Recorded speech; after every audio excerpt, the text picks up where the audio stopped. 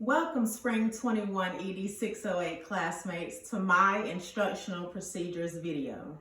My name is Kiana Keith. Today I will be discussing the following strategies: the hot seat, open mind portraits, and double entry journals. The hot seat. Students assume the persona of a character from a story, the featured person in a biography they're reading, or an author whose books they've read, and they sit in a chair designed as the hot seat to be interviewed by classmates. It's called the hot seat because students have to think quickly and respond to their classmates' questions and comments. Students follow the steps for a hot seat interview. Step 1. Students prepare for the hot seat activity by reading a story or a biography to learn about the characters they'll impersonate. Step 2. Students design a costume appropriate for their character and often collect objects or create artifacts to use in their presentation. Step 3.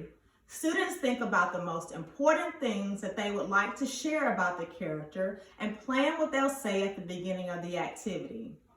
Step 4. One student sits in front of their classmates in a chair designated as the hot seat and tells a little about the character he or she is role-playing, using the first-person viewpoint. Step 5. Classmates ask thoughtful questions to learn about the character and offer advice while the student remains in the role to respond to them. Step 6. The student on the hot seat selects a classmate to summarize the important ideas that were presented about the character. The student in the hot seat then clarifies any misunderstandings and adds any big ideas that classmates did not mention. The standard that I chose to show how the hot seat strategy can be used in ELA GSC 5RL3, which says that students will be able to compare and contrast two or more characters, settings, or events in a story or drama, drawing on specific details in the text. I chose this strategy for this standard because it is a role-playing activity that builds students' comprehension. Though the hot seat activity is hard, students explore the characters, analyze story events, draw inferences, and try out different interpretations. During the interview process, not only does the audience learn, but the speaker becomes a sort of expert and is accurately able to make the jump to comparing and contrasting big ideas. Open mind portraits. The portraits have two parts: the character's face on the top, the portrait page, and several thinking pages revealing the character's thoughts at pivotal points in the story. These are the steps used in the open mind portrait strategy, and students will follow them as they're reading the story or immediately afterward. Step 1. Students will draw and color a large portrait of the head and neck of a character in a story they're reading. Step 2. Students will cut out the portrait and attach it with a brad or staple on top of several more sheets of drawing paper. Step 3. Students will lift the portrait page and draw and write about the character's thoughts at key points in the story. Step 4. Students will share their portraits with classmates and talk about the words and pictures they chose to include on the thinking pages.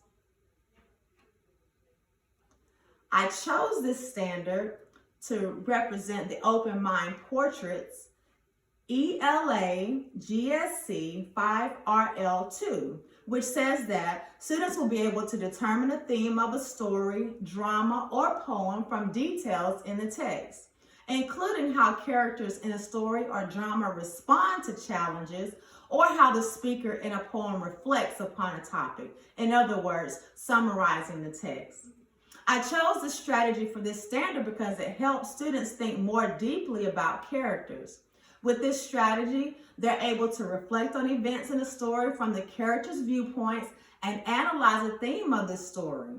Doing an in-depth character analysis allows students to explore the important facts and determine the theme of a story, which is what the standard is asking of students.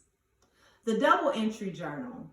A double entry journal is a special type of reading log in which the pages are divided into two columns. In the left column, students write quotes from the story or nonfiction book they're reading, and in the right column, they reflect on each quote.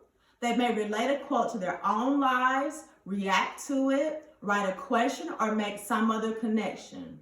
Students usually do write double entry journals independently after reading each chapter or two of a novel, or more often with a nonfiction book or content area. These are the steps to using the double entry journal. Students usually write double entry journals independently again. So the first thing they will do is divide the pages in the reading log into two columns. They may label the column quotes or facts in the left and the right column reflections or connections. Number 2, as students read or immediately after reading, they copy one or more important, interesting quotes in the left column. Number 3, students reread the quotes and tell about what they think about it in the right column. The standard that I chose to show how double entry journal strategy can be used is ELA GSC 5RL3. I chose this strategy because students, the standard asks students to be able to quote accurately and then to be able to relate or make connections with the quote. This activity gives them that opportunity. Thank you for listening. I appreciate your time. I hope this helps you with your planning.